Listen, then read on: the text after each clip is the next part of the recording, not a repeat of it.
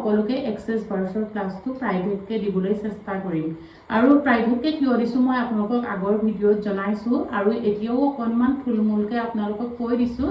private ক্লাছটো মই কিয় দিওঁ মানে সকলোৱে যাতে এদিনতে আমাৰ এক্সেছ বাৰ্ছৰ ক্লাছটো এদিনীয়া হয় সেই এদিনীয়া ক্লাছটোতে যাতে গোটেইখিনি বস্তু আপোনালোকে তন্নকে সকলোখিনি শিকিব পাৰে সেইবাবে মই প্ৰাইভেট ক্লাছ দিওঁ আৰু আপোনালোকে প্ৰাইভেট ক্লাছটোৰ বিষয়ে মই আগতেই কৈছিলোঁ এতিয়াও কৈছোঁ মই মানে এক্সেছ বাৰ্ছৰ ক্লাছটোত একদম খুঁটি নাটি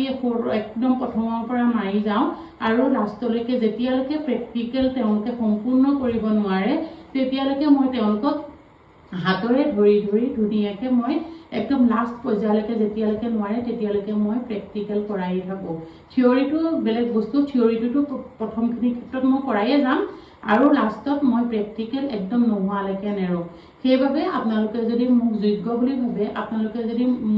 মোৰ লগত ক্লাছ কৰিম বুলি ভাবিছে তেতিয়াহ'লে আপোনালোকে মোৰ স্ক্ৰীনত নম্বৰটো দিয়া থাকিব আপোনালোকে যোগাযোগ কৰিব বুলি আশা কৰিলোঁ ধন্যবাদ